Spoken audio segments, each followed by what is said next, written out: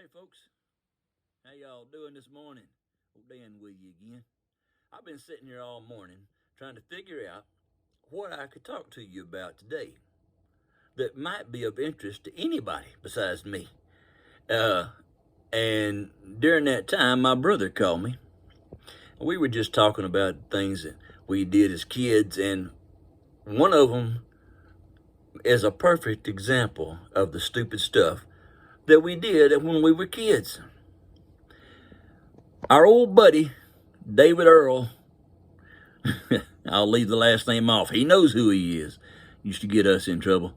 Anyway, he had a brother who worked for, I believe it was Pilgrim's Pride, some chicken outfit. And ever so often, they would clean out one or two of the chicken barns and let us come in. They'd move all the chickens out and let us come in with our guns and rat shot and kill all the rats. They had to get rid of them rats because they could infest that place and really cause problems. Well, we always were up for a good rat killing. It was fun. It was also dangerous and could be quite funny.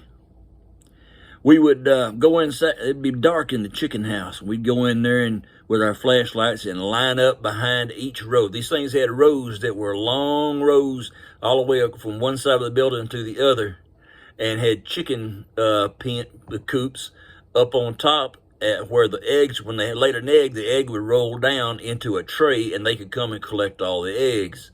Well, those rats would get in there and get into the eggs and stuff and mess with the chickens and kill chickens, and it wasn't a good thing, so they let us come out and kill them rats.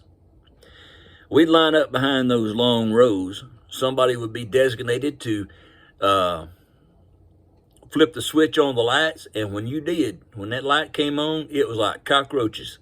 They were scattering and running and going, and we'd take off down those rows shooting them. Pow, pow, pow.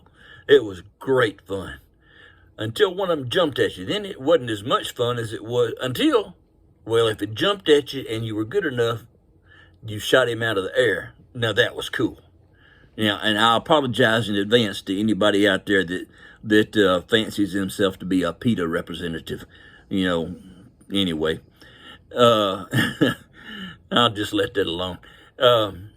But I remember one night we were in there having a rat killing, and we were running along those rows, and I was on one side of the row, and another fellow that was with us, I won't mention names now because he may actually see this, and he was on the other side. Now, underneath these chicken coops, it was basically a V shape, or a pyramid would be a better way to put it. The chicken coop was on top, and down to each side at an angle, you had a little tray, or whatever you want to call it, that rolled the eggs down to the catch tray. Directly underneath all that, was a pit, 2 or 3 foot deep, where the chicken poop collected. And every now and then, I guess they had to clean that out too. But anyway, most of the time, it was full.